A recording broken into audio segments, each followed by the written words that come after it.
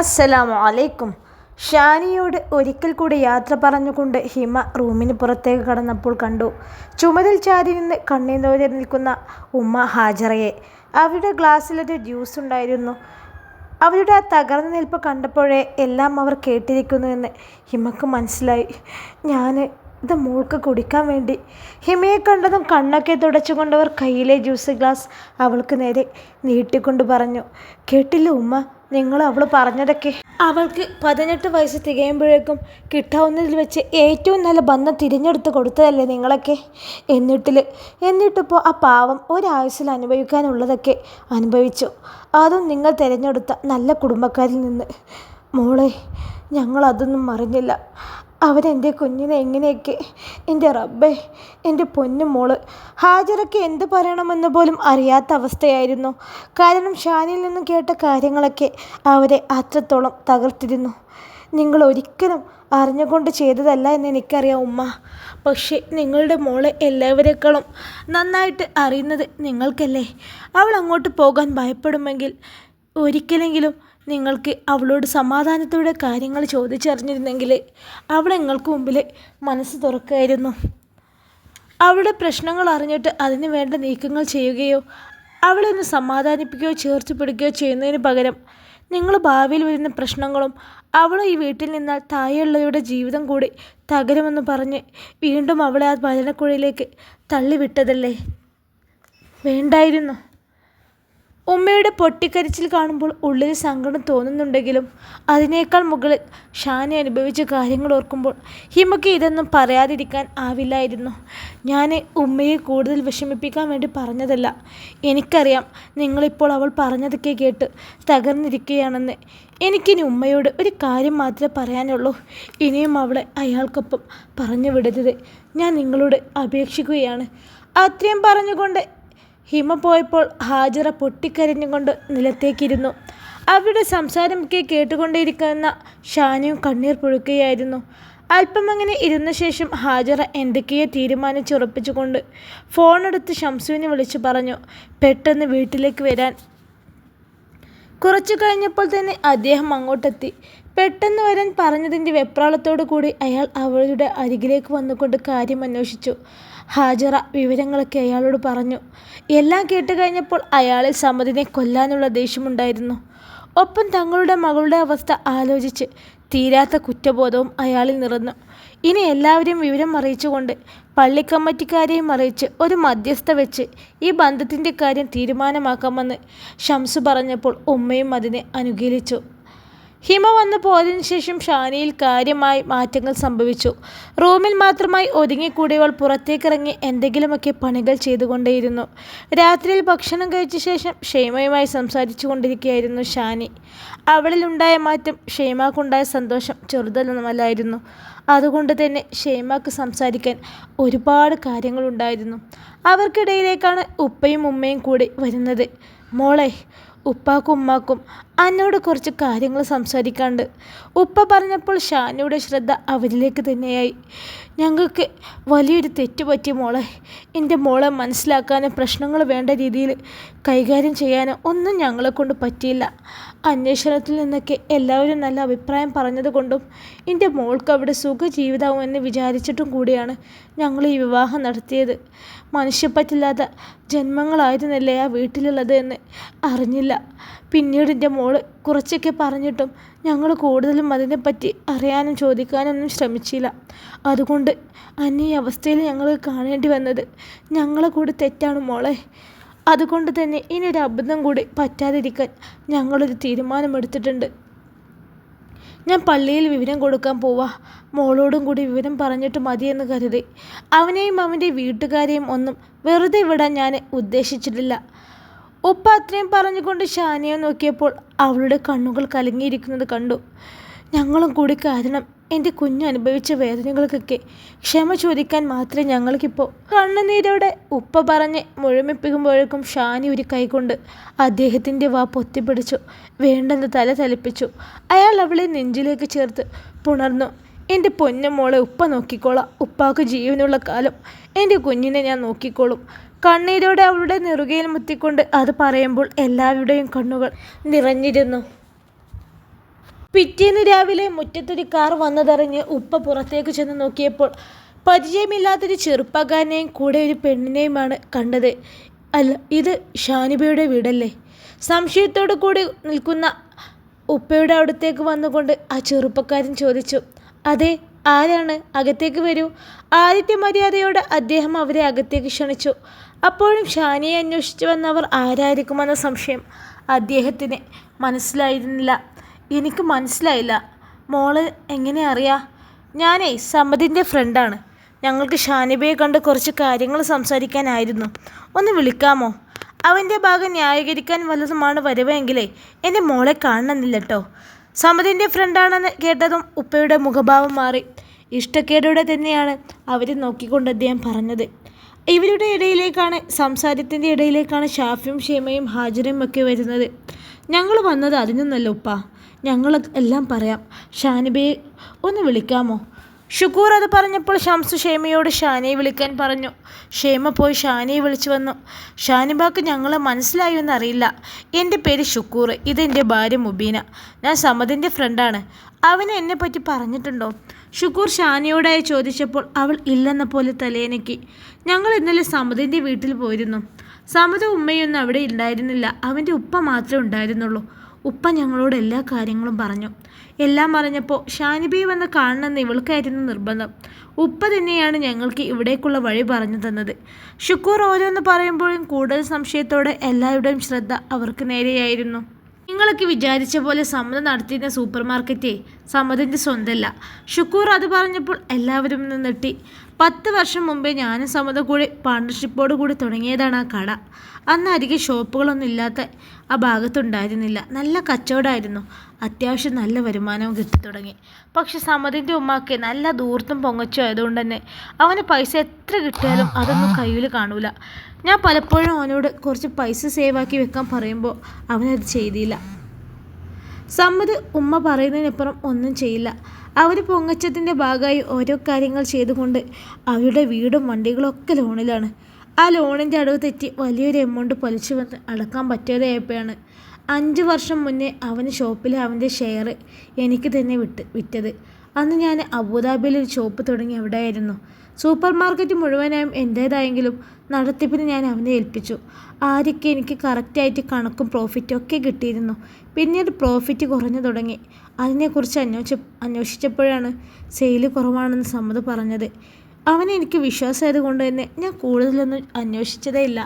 ഞാനും ഫാമിലിയും ഒക്കെ അബുദാബിയിലായിരുന്നതുകൊണ്ട് നാട്ടിലേക്ക് വന്നിട്ട് 3 വർഷത്തോളമായിരുന്നു. ഇവൾക്കും അവിടെ ജോലി ഉണ്ടായിരുന്നു. 1 വർഷം മുന്നേ ഞാൻ അവളുടെ ബ്രദറിന് എക്സ്പീരിയൻസിന് വേണ്ടി സൂപ്പർ മാർക്കറ്റിലെ അക്കൗണ്ട്സിൽ നിയമിച്ചു.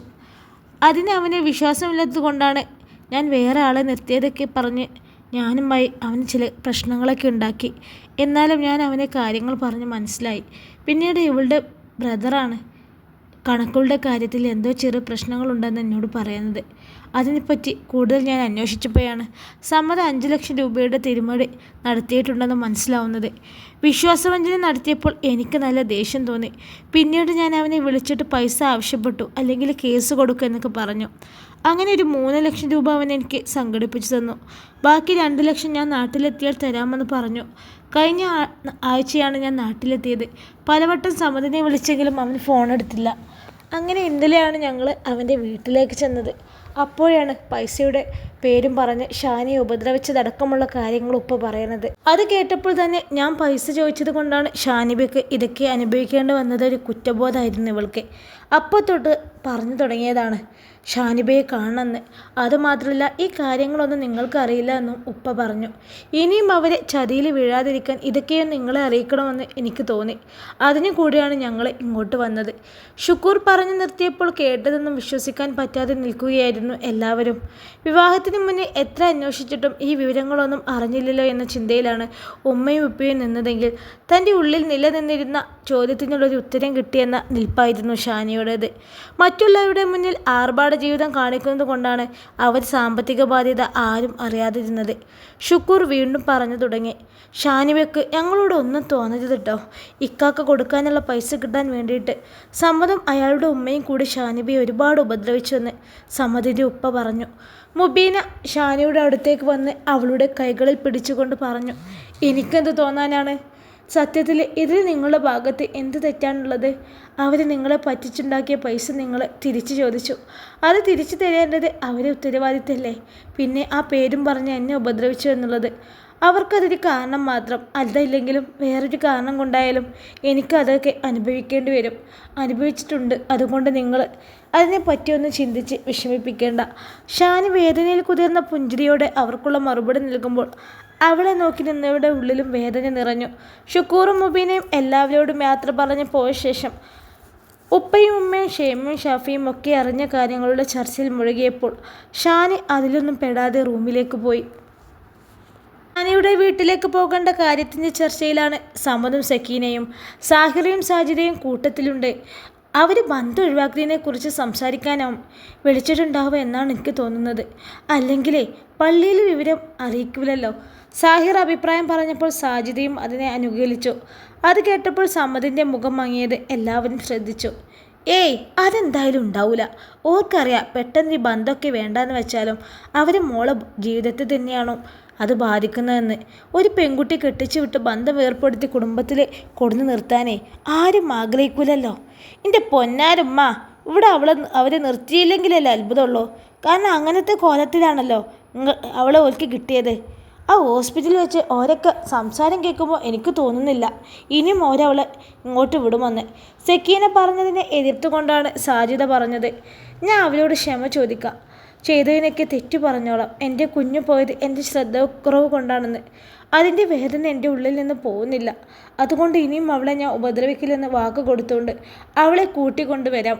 സമ്മതം പറഞ്ഞത് കേട്ട് അന്താളിച്ചിരിക്കുന്ന സക്കീനയെ ഇപ്പോൾ എങ്ങനെയുണ്ടെന്ന മട്ടിലാണ് സാഹിറും സാജിദയും നോക്കിയത്. അനക്കെന്താണ് ഇത്ര വേദന? അല്ലെങ്കിൽ തന്നെ ഓൾക്കില്ലാത്ത വിഷമം എനിക്കെന്തിനാ? സത്യത്തിൽ ഒരു കുഞ്ഞു വയറ്റിലുണ്ടായിട്ടും അതൊന്നും പറയാതെ മൂടി വെച്ച് മനഃപൂർവ്വം ഇതൊക്കെ ഓള് വരുത്തി തീർത്തതാ. അല്ലെങ്കിൽ അവൾക്കറിയില്ലേ വിശേഷം ഉണ്ടോ എന്നൊക്കെ?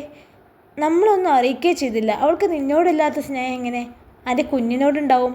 എനിക്ക് തോന്നുന്നതേ അവൾ ആ കുഞ്ഞിനെ കളയാൻ വേണ്ടി മനഃപൂർവ്വം സ്റ്റെപ്പിൽ നിന്ന് വീണതാണെന്നാ. പിന്നെ ആ കുറ്റയ്ക്ക് എൻ്റെ മേൽക്കിടുകയും ചെയ്യാലോ. ആ, അതുമ്മ പറഞ്ഞൊരു കാര്യമുണ്ട്. വിശേഷം ഉണ്ടായത് അവൾ അറിഞ്ഞിട്ടുണ്ടാവും, അത് പറയാതിരുന്നതാകും. ഉമ്മ പറഞ്ഞതിനെ പെൺമക്കൾ രണ്ടാളും ഏറ്റുപിടിച്ചു. അത് കേട്ടപ്പോൾ സമതിൻ്റെ മുഖം ദേഷ്യത്താലും വെറുപ്പാലും നിറയുന്നത് ഒരു ആനന്ദത്തോടെയാണ് അവർ നോക്കി നിന്നത്. പിന്നെ ഒരു കാര്യം, അവരോട് ക്ഷമൊന്നും ചോദിക്കേണ്ട ഒരു ആവശ്യമില്ല. അവളുടെ സ്വഭാവദൂഷ്യം കൊണ്ടാണ് എനിക്ക് അവളെ തല്ലേണ്ടി വന്നതൊക്കെ. ഭാര്യമാരെ അനുസരണക്കേരി കാണിക്കുമ്പോൾ ഭർത്താക്കന്മാരെ തല്ലിയെന്നൊക്കെ ഇരിക്കും. അതൊക്കെ എല്ലാ ആണുങ്ങളും ചെയ്യുന്നതാടാ. അവളെ ഭാഗത്തുള്ള തെറ്റുകളൊക്കെ നമ്മൾ അവരോട് പറഞ്ഞ് അവർ നമ്മളോട് ഇങ്ങോട്ട് ക്ഷമ പറഞ്ഞ് അവളെ നമുക്കൊപ്പം വിടും. പക്ഷേ ഇനി നമ്മൾ അങ്ങനെ വെറുതെ അവളെ ഇങ്ങോട്ട് വിളിച്ചു കൊണ്ടുവരില്ല. നമ്മൾ ചോദിച്ച പൈസ തന്നെങ്കിൽ അവളെ നമ്മൾ കൂട്ടിക്കൊണ്ട് പോകാമെന്ന് അവരോട് പറയണം. മോളെ ജീവിതത്തെ ഓർത്ത് ഓരത് ചെയ്യും, ഉറപ്പാ. വല്ലാത്തൊരു കുടിലതയോടെ അവർ പറയുമ്പോൾ അതെല്ലാം പ്രാവർത്തികമാകുമെന്ന വിശ്വാസമായിരുന്നു എല്ലാവർക്കും. ഉച്ചയ്ക്ക് ശേഷം 3 മണിക്കാണ് സമതിൻ്റെ കാർ ഷാനിയുടെ വീട്ടുമുറ്റത്ത് വന്നു നിന്നത്. ഒപ്പം തന്നെ വേറൊരു വണ്ടി കൂടി ഉണ്ടായിരുന്നു. സമതിൻ്റെ കാറിൽ സമതും അവൻ്റെ ഉമ്മയും ഉപ്പയും, മറ്റേ കാറിൽ പള്ളിക്കമ്മറ്റിയിൽ നിന്നുള്ള 4 പേരും കൂടിയിട്ടാണ് വന്നത്. ഷാനിയുടെ വീട്ടിൽ അവളുടെ മൂത്താപ്പമാരും അമ്മായിയും ഉമ്മുമ്മയും മാമിയും ഉണ്ടായിരുന്നു. ഇവരുടെ പള്ളിക്കമ്മറ്റിയിൽ നിന്നുള്ള 5 പേരും ഉണ്ടായിരുന്നു. ഷുക്കൂർ പറഞ്ഞ കാര്യങ്ങളൊഴികെ എല്ലാ സത്യങ്ങളും എല്ലാവരും അറിഞ്ഞിട്ടുണ്ട്. സമതും കൂടെ വന്നവരും അകത്തേക്ക് നോക്കിയപ്പോൾ തെളിച്ചമില്ലാത്ത മുഖത്തോടെ ഇരിക്കുന്ന ഉപ്പ ഷംസു അവളെ ക്ഷണിച്ചിരുത്തി. അവരെല്ലാം എത്തിയപ്പോൾ തന്നെ നെഞ്ചിടിപ്പോയാണ് ഷാനി റൂമിലിരിക്കുന്നത്. പിന്നെ നിങ്ങൾ വിളിപ്പിച്ചത് എന്തിനാണെന്നറിയാലോ? ഇവിടുത്തെ കുട്ടിയെ 2 കൊല്ലം മുമ്പ് ഇതേ ഇരിക്കുന്നവന് നിക്കാഹ് കഴിച്ചു കൊടുത്തതാണ്. അന്ന് മുതൽ കുട്ടിക്കവിടെ ബുദ്ധിമുട്ടാണെന്നാണ് ഇവർ പറയണത്. ഇവർ പട്ടിണി കിട്ടും ഉപദ്രവിച്ചും ആ കുട്ടീനെ കുറേ കഷ്ടപ്പെടുത്തിയിട്ടുണ്ട്. അതിൻ്റെ ഭാഗമായി 2 ദിവസം ഹോസ്പിറ്റലിൽ കിടന്നേക്കണ്. ഈ വിവാഹം നടത്തിയത് പള്ളി മുഖാന്തരം ആയതുകൊണ്ട് ബാക്കിയുള്ള കാര്യങ്ങൾ തീരുമാനിക്കേണ്ടതും അങ്ങനെ തന്നെയാണല്ലോ. അതാണിപ്പോൾ ഇവിടെ സഭ കൂടിയത്. ഒരു ഭാഗം മാത്രം കേട്ട് ഒരു തീരുമാനം എടുക്കുന്നത് ശരിയല്ലല്ലോ. 2 കൂട്ടരുടെയും ഭാഗം കേൾക്കണം. ഇവരെ ഭാഗത്തുനിന്നും ഞങ്ങൾ അറിഞ്ഞ കാര്യങ്ങളാണ് ഇപ്പോൾ ഞാൻ പറഞ്ഞത്. ഇനി ഇവരെ ഭാഗം ഇവർ പറയട്ടെ. പള്ളിക്കമ്മറ്റി സെക്രട്ടറി എല്ലാവർക്കും കേൾക്കാൻ പാകത്തിന് പറഞ്ഞു നിർത്തിയപ്പോൾ സമതിനോടൊപ്പം വന്ന കമ്മിറ്റിയിലെ അംഗങ്ങളൊക്കെ അവരെ 3 പേരെയും രൂക്ഷമായി നോക്കി. അവരുടെ ആ നോട്ടത്തിൽ തന്നെ മറ്റുള്ളവർക്കൊക്കെ മനസ്സിലായി അവരോടൊന്നും പറയാതെയാണ് കൂട്ടിക്കൊണ്ട് വന്നിരിക്കുന്നത് എന്ന്. ആ പിന്നെ അവരെ മകളെ വാക്ക് മാത്രം കേട്ട് കുറ്റങ്ങളൊന്നും ഞങ്ങളെ തലയിൽ ഇടണ്ട. മക്കളെ കെട്ടിച്ചു വിട്ടാലേ ഭർത്താവിൻ്റെ വീട്ടിൽ നിൽക്കേണ്ടത് എങ്ങനെയാണെന്ന് പറഞ്ഞ് പഠിപ്പിക്കണം. അല്ലെങ്കിലേ ഇതുപോലെ വീട്ടിൽ വന്ന് നിൽക്കാൻ ഇല്ലാത്ത കാരണങ്ങളൊക്കെ ഉണ്ടാക്കി പറയും. സമ്മതൊന്നും മിണ്ടില്ലെന്ന് കണ്ടതും സെക്കീന പറഞ്ഞു തുടങ്ങി. ഷംസുവിനും ഹജുവിനുമൊക്കെ അത് അവരുടെ സംസാരം കേട്ട് ദേഷ്യം തോന്നുന്നുണ്ടായിരുന്നു. ഷാനിക്കാണെങ്കിൽ അവർ ഷിനിയും എന്തൊക്കെയോ ഉണ്ടാക്കി പറയുമെന്ന് പേടിയായിരുന്നു.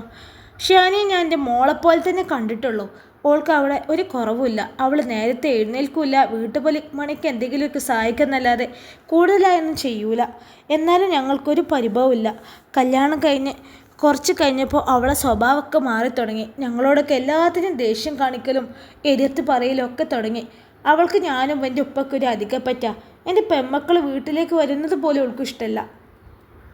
അവർക്കാണെങ്കിൽ ആകെയുള്ളൊരു നാത്തൂനായതുകൊണ്ട് അവളോട് എന്തൊരു സ്നേഹം അറിയോ, അതൊന്നും അവൾക്ക് മനസ്സിലാവില്ല. ഞങ്ങളോട് ആവശ്യമില്ലാതെ വഴക്കിനൊക്കെ വരുന്നത് കണ്ടിട്ടാണ് എൻ്റെ മോനെ അവൾ വഴക്ക് പറയാൻ തുടങ്ങിയത്. അതിനുശേഷം അവനുമായി പ്രശ്നം തുടങ്ങി. ആ ദേഷ്യം കൊണ്ടാ വയറ്റിലൊരു കുഞ്ഞുണ്ടായിട്ട് പോലും അതവൾ ആരോടും മിണ്ടിയില്ല. ഏതെങ്കിലും പെൺകുട്ടികൾ അങ്ങനെയൊക്കെ ചെയ്യുമോ? പിന്നെ ഞങ്ങളെ മോൻ ഇവിടെ തല്ലിയെന്നുള്ളത് ശരിയാ. അതെന്നോട് വെറുതെ വഴക്കിട്ട് അവൾ എന്നെ പിടിച്ചു തള്ളിയത് ഇവൻ കണ്ടുവന്നപ്പോൾ പെട്ടെന്ന് സഹിക്കാൻ പറ്റാതായപ്പോൾ അടിച്ചതാ. എത്രയായാലും ഉമ്മാനെ അങ്ങനെയൊക്കെ ചെയ്യുമ്പോൾ കണ്ടു നിൽക്കാൻ മക്കൾക്ക് പറ്റുമോ? പക്ഷേ അവൾ ഗർഭിണിയാണെന്ന് അറിഞ്ഞിരുന്നെങ്കിലേ ഒരിക്കലും അവനങ്ങനെ ചെയ്യൂലായിരുന്നു. അടി കിട്ടിയതിൻ്റെ ദേഷ്യത്തിൽ അവൾ പിന്നെ ഒരു തരി ഭക്ഷണം പോലും കഴിച്ചിട്ടില്ല. അങ്ങനെയാണ് തല കറങ്ങി വീണത്. അല്ലാതെ ഞങ്ങൾ മനഃപൂർവ്വം അവളെ ദ്രോഹിക്കുകയോ ഒന്നും ചെയ്തിട്ടില്ല. പകരം സ്നേഹിച്ചിട്ടേ ഉള്ളൂ. ഇതൊന്നും അവൾ മനസ്സിലാക്കിയിട്ടില്ലെങ്കിലും ഞങ്ങൾക്കതിലൊന്നും പരിഭവമില്ല. എത്രയായാലും അവൻ്റെ ഭാര്യയും ഞങ്ങൾക്ക് മോളുമാണ്. അവൾ ചെയ്തതൊക്കെ ക്ഷമിച്ചുകൊണ്ട് അവളെ കൂട്ടിക്കൊണ്ടു പോവാനാ ഞങ്ങളിപ്പോൾ വന്നത്. സെക്കീന കണ്ണുനീരോടെ തകർത്ത് അഭിനയിച്ചുകൊണ്ട് പറഞ്ഞു നിർത്തുമ്പോൾ ചുറ്റിലും നിന്നവരെല്ലാം ഒരമ്പരപ്പായിരുന്നു. ആര് പറഞ്ഞതാണ് സത്യമെന്ന് വിശ്വസിക്കാൻ പോലെ അവസ്ഥയിലായിരുന്നു അവരൊക്കെ. അത്രത്തോളം അവരെ എത്തിക്കാൻ സെക്കീനക്ക് സാധിച്ചു. ഇല്ലാത്ത കഥകൾ ഉണ്ടാക്കി എല്ലാവരെയും വിശ്വസിപ്പിക്കാൻ ശ്രമിക്കുന്ന തൻ്റെ ഭാര്യയെ ഹമീദ് ഒരു പുച്ഛഭാവത്തോടെ നോക്കിയതെങ്കിൽ സമ്മതിൽ അവൻ്റെ ഉമ്മ കാരണം വിജയിച്ച ഭാവമായിരുന്നു. എന്നാൽ അവർ പറഞ്ഞതൊക്കെ കേട്ടുനിന്ന ഉപ്പ ഷംസുവിനും ഹാജറക്കും ഷാഫിക്കും ഷേമാക്കുമൊക്കെ അവരെ കൊല്ലാനുള്ള ദേഷ്യമാണ് തോന്നിയത്. എല്ലാം കേട്ടുകൊണ്ട് റൂമിലിരുന്ന ഷാനി പോലും അവർ പറഞ്ഞത് കേട്ട നെട്ടല്ലായിരുന്നു. എന്താ ഷംസോ, ഇവർ പറയുന്നതൊക്കെ സത്യമാണോ? നിങ്ങളെ മോളുടെ ഭാഗത്താണോ തെറ്റുപറ്റിയത്? പള്ളി സെക്രട്ടറിയാണത് ചോദിച്ചത്. എൻ്റെ മോള് പറഞ്ഞത് സത്യമാണോ എന്ന് ബോധ്യപ്പെടുത്തും മുമ്പേ ഒരാൾ എനിക്ക് ഇങ്ങോട്ട് വിളിക്കാണ്ട്. അയാൾ വന്നിട്ട് നമുക്ക് ബാക്കി സംസാരിക്കാം. ഷംസു അത് പറഞ്ഞപ്പോൾ എല്ലാവരും അത് ആരാവുമെന്ന സംശയത്തോടെ നിൽക്കുകയായിരുന്നു. പറഞ്ഞു കഴിയുമ്പോൾ തന്നെയാണ് മുറ്റത്തൊരു കാറ് വന്ന ശബ്ദം കേൾക്കുന്നത്. അകത്തേക്ക് കയറി വന്ന ആളെ കണ്ടതും സമ്മതും സെക്കീനയും ഞെട്ടിപ്പോയി. അകത്തേക്ക് കയറി വരുന്നത് കണ്ടപ്പോൾ അവരുടെ മുഖം ആകെ വിളറി വെളുത്തു. എൻ്റെ മോള് നിങ്ങളെപ്പറ്റി പറഞ്ഞത് കേട്ടപ്പോൾ തന്നെ എനിക്ക് മനസ്സിലായത് ആടിനെ പട്ടിയാക്കാനും പട്ടിയെ പൂച്ചയാക്കാനും നിങ്ങൾക്ക് നല്ല മിടുക്കാണെന്ന്. അതുകൊണ്ട് തന്നെയാണ് ഇന്ന് ഞാൻ ഇവനെ കൂടി ഇങ്ങോട്ട് വിളിച്ചു വരുത്തിയത്. സെക്കീനയും സമ്മതം ആകെ വിയർക്കാൻ തുടങ്ങി. മറ്റുള്ളവരാണെങ്കിൽ എന്താ സംഭവം എന്നറിയാത്ത അവസ്ഥയിലാണ്. അല്ല, ഇങ്ങൾക്കാർക്കും എന്നെ മനസ്സിലായില്ലേ ഇവനെ? ഇത് ഷുക്കൂർ, ഇവൻ്റെ ഫ്രണ്ട് മാത്രമല്ല, ഇവൻ തൻ്റെ സ്വന്തമാണെന്ന് പറഞ്ഞ് നടത്തിയിരുന്ന സൂപ്പർ മാർക്കറ്റിൻ്റെ യഥാർത്ഥ ഉടമ. ഷംസു ആദ്യം ഷുക്കൂറിനെ പരിചയപ്പെടുത്തിക്കൊണ്ട് അവസാനം സമ്മതിനെ പുച്ഛത്തോടെ നോക്കി പറഞ്ഞു. എല്ലാം കേട്ടതിൻ്റെ നെട്ടലായിരുന്നു. കാര്യങ്ങൾ ഞാൻ പറയുന്നതിനേക്കാൾ ഷുക്കൂർ പറയുന്നത് തന്നെയാണ് നല്ലത്. ഷംസു ഷുക്കൂറിനെ നോക്കി പറഞ്ഞപ്പോൾ അവൻ സത്യങ്ങളെല്ലാം എല്ലാവരോടുമായി പറഞ്ഞു. ഇത് കേട്ട് സമ്മതിൻ്റെയും സെക്കീനയുടെയും തല നാണക്കേടിനിൽ താഴ്ന്നു. എല്ലാം കേട്ടുകൊണ്ടിരുന്ന ഷാനിക്കും അപ്പോഴാണ് ശ്വാസം നേരെ വീണത്. ആരെയും വാക്കുകൾ കൊണ്ട് വീഴ്ത്താൻ കഴിവുള്ള സെക്കീന ഇനിയും ഇല്ലാത്ത കഥകൾ പറഞ്ഞുകൊണ്ട് എല്ലാവരെയും വിശ്വസിപ്പിച്ചാൽ അവർക്കൊപ്പം പോകാൻ എല്ലാവരും തന്നെ നിർബന്ധിക്കുമോ എന്നൊരു ചെറിയ ഭയം അവളുടെ ഉള്ളിലുണ്ടായിരുന്നു. ഷംസുവിൻ്റെ വാക്കുകൾ കേട്ടതോടെ ആ ഭയം നീങ്ങി ആശ്വാസത്തോടെ അവളിരുന്നു. നിങ്ങൾ ഇത്രയും നേരം ഇവിടെ കിടന്ന് അഭിനയിച്ച് തകർക്കുമ്പോഴേ ഞാനൊന്നും മിണ്ടാതെ കേട്ടു നിന്നതേ ഇതുപോലെ സർവ്വം തകർന്ന് നിങ്ങളെ തല താഴ്ത്തിയുള്ള ഇരിപ്പ് കാണാൻ വേണ്ടിയാണ്. അല്ലാതെ നിങ്ങളോട് മറുപടി പറയാൻ എനിക്ക് അറിയാഞ്ഞിട്ടല്ല. എന്തൊക്കെ പ്രതീക്ഷകളോടാണ് അറിയോ എൻ്റെ പൊന്നും മോളെ നിങ്ങളെ വീട്ടിലേക്ക് ഞാൻ കെട്ടിച്ചു വിട്ടത്. എല്ലാ സുഖ സൗകര്യങ്ങളും കൊടുത്ത് നോക്കണം എന്നൊന്നും ഞാൻ പറയണില്ല. ഒരിറ്റ് സ്നേഹം അതെൻ്റെ കുഞ്ഞിന് നൽകായിരുന്നു.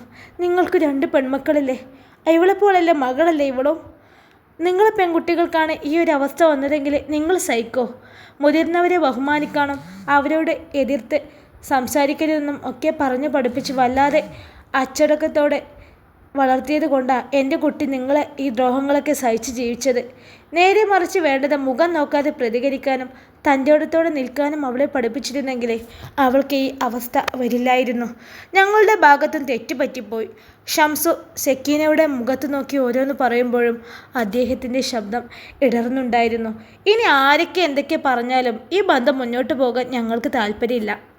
സത്യാവസ്ഥ എല്ലാവരും അറിഞ്ഞ സ്ഥിതിക്ക് നിങ്ങൾക്ക് വേണ്ട രേഖകൾ എന്താണെങ്കിലും ശരിയാക്കി ബന്ധം ഒഴിവാക്കി തരണം. ഷംസു അവസാനം പള്ളി കമ്മിറ്റി കോടതിയായി പറഞ്ഞു നിർത്തുമ്പോൾ സെക്കീനയേക്കാളും നെട്ടിയത് സമതായിരുന്നു. പിന്നെ ബന്ധം ഒഴിവാക്കാൻ തീരുമാനിച്ചെങ്കിലും ഇവരെ വെറുതെ വിടാൻ ഞങ്ങൾ ഉദ്ദേശിച്ചിട്ടില്ല. എൻ്റെ മോളെ കഷ്ടപ്പെടുത്തിയതിന് ഭർത്തൃപീഡനത്തിൻ്റെ പേരിൽ ഞങ്ങൾ കേസ് കൊടുക്കും. ഞങ്ങൾ എന്ത് വേണമെങ്കിലും ചെയ്യാം, മാപ്പ് പറയാം. ദയവ് ചെയ്ത് കേസ് കൊടുക്കരുത്. എല്ലാവരും അറിഞ്ഞാൽ ഞങ്ങൾക്ക് നാണക്കേടാണ്. എൻ്റെ പെമ്മക്കളുടെ ജീവിതത്തെയും ബാധിക്കും. ഷംസ് കേസിൻ്റെ കാര്യം പറഞ്ഞതും അവർ മിണ്ടാതെ തലകുനിച്ചിരുന്ന സെക്കീന പെട്ടെന്ന് എണീറ്റുകൊണ്ട് ഷംസുവിനോട് അപേക്ഷ പോലെ പറഞ്ഞു, ഓഹോ, അപ്പം നിങ്ങൾക്ക് നിങ്ങളെ മക്കളുടെ ജീവിതത്തെക്കുറിച്ച് നല്ല ചിന്ത ആണല്ലോ. എനിക്കും വലുത് എൻ്റെ മോളെ ജീവിതം തന്നെയാണ്. നിങ്ങൾ എന്തൊക്കെ പറഞ്ഞാലും ഞങ്ങൾ കേസ് കൊടുത്തിരിക്കും. ഉപ്പാ വേണ്ട, കേസ് കൊടുക്കണ്ട. ഷംസ് പറഞ്ഞു നിർത്തിയപ്പോഴാണ് ഷാനി അങ്ങോട്ട് വന്നുകൊണ്ട് പറഞ്ഞത്. ഷാനിയെ കണ്ടതും സമ്മതിൻ്റെ കണ്ണുകൾ അവളിൽ മാത്രമായി. എന്നാൽ അറിയാതെ പോലും ഒരു നോട്ടം അവളിൽ നിന്നും അവന് നേരെ ചെന്നില്ല. എന്താ മോളെ ഈ പറയണത്? ഇവരിങ്ങനെ വെറുതെ വിടാനോ? അത് പറ്റൂല. കുറച്ചു കാലം പോലീസ് സ്റ്റേഷനിലും കോടതിയിലൊക്കെ കയറി ഇറങ്ങട്ടെ എല്ലാവരും. അത് വേണ്ടപ്പാ, കേസ് കൊടുക്കണ്ട. പകരം എന്ത് വേണമെങ്കിലും ചെയ്യാന്നല്ലേ ഇവർ പറഞ്ഞത്? ഷാനി എന്താണ് പറഞ്ഞു വരുന്നതെന്ന് മനസ്സിലാവാതെ സംശയത്തോടെ എല്ലാവരും നോക്കിയിരുന്നു. എൻ്റെ ഉപ്പ എനിക്ക് വേണ്ടി തന്ന സ്വർണം ഒരു തരി പോലും കുറയാതെ എനിക്ക് കിട്ടണം. അത് നിങ്ങൾ തന്നതൊന്നും എനിക്ക് വേണ്ട. എൻ്റെ ഉപ്പ തന്നത് മാത്രം. നിങ്ങൾക്ക് പറ്റുമെങ്കിൽ കേസ് കൊടുക്കുന്നത് ഞങ്ങൾ ഒഴിവാക്കാം. സെക്കീനയും സമ്മതം അത് കേട്ട് തലക്കടിയേറ്റ പോലെ നിന്നു. അത്രയും സ്വർണ്ണം എടുക്കണമെങ്കിൽ എത്ര ലക്ഷം രൂപ വേണം? തങ്ങളുടെ ഇപ്പോഴത്തെ അവസ്ഥയിൽ എന്ത് കൊടുക്കുമെന്നൊക്കെ അവർ ചിന്തിച്ചു. ഞങ്ങൾ തന്നോളാം, കുറച്ച് സമയം തരണം. ഒരു നിമിഷത്തെ ചിന്തക്കൊടവിൽ സെക്കീന പറഞ്ഞതും സമ്മത് നെട്ടിലൂടെ അവരെ നോക്കി. 6 മാസം അതിനുള്ളിൽ കിട്ടണം. ഷാനി അത്രമാത്രം പറഞ്ഞ് അകത്തേക്ക് പോയി. ഒരു വട്ടം പോലും തന്നെ തിരിഞ്ഞു നോക്കാതെ പോയവൾക്ക് എന്നേക്കുമായി തൻ്റെ ജീവിതത്തിൽ നിന്ന് തന്നെ പോവുകയാണെന്ന് ഓർക്കെ ഒരു കുഞ്ഞു നോവ് സമതിൻ്റെ ഹൃദയത്തിൽ അനുഭവപ്പെടുന്നത് അവനറിഞ്ഞു. ഇൻഷാ അല്ലാഹ് ഈ കഥയുടെ ബാക്കി ഭാഗമായി നാളെ കാണാം. അസ്സലാമു അലൈക്കും. എല്ലാവരും ലൈക്കും കമൻറ്റൊക്കെ ചെയ്യണേ.